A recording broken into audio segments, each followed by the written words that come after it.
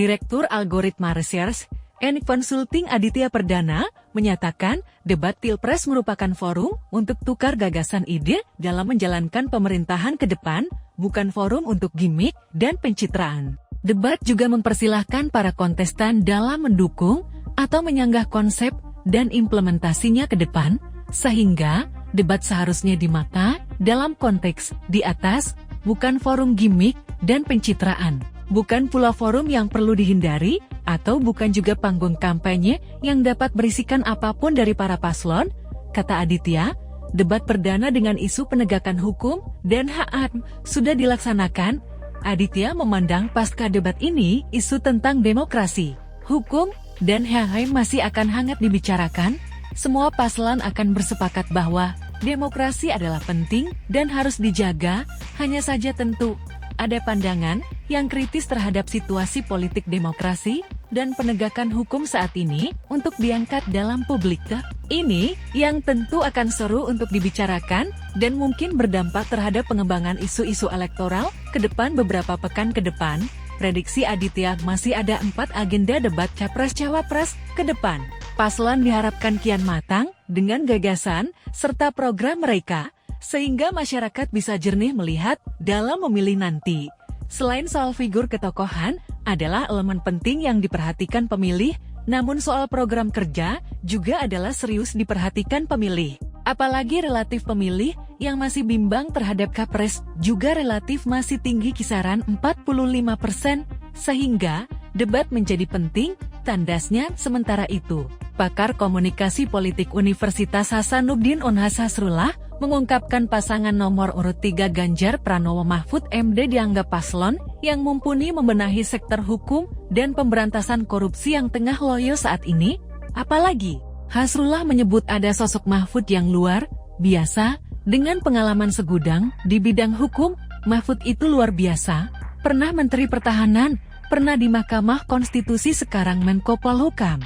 Tetap hidup sederhana, kata Hasrullah saat dihubungi Selasa 12 Desember 2023, bukan cuma ahli dalam bidang hukum dan pemerintahan, Mahfud juga bisa diterima semua kalangan, biar dia orang Madura.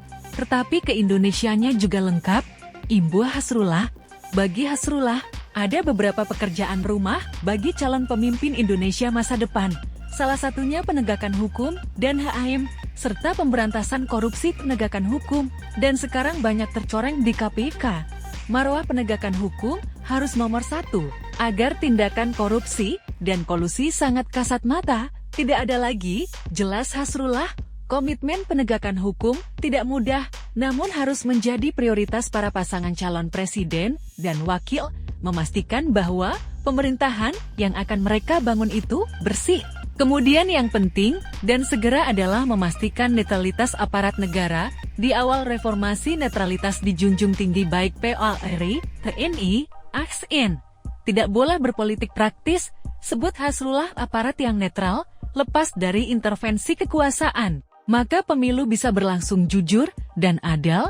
Lebih lanjut, Hasrullah mengingatkan 3 pasang calon untuk bertanding sportif dan menjunjung tinggi demokrasi. Demokrasi ada pertarungan gagasan, apakah dilaksanakan atau tidak?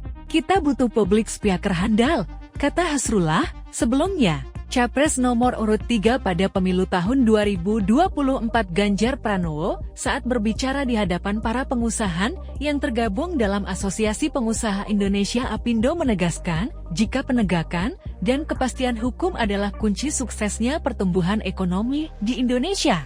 Ganjar menyebut bahwa kepastian dan penegakan hukum adalah problem utama yang harus dibereskan di Indonesia.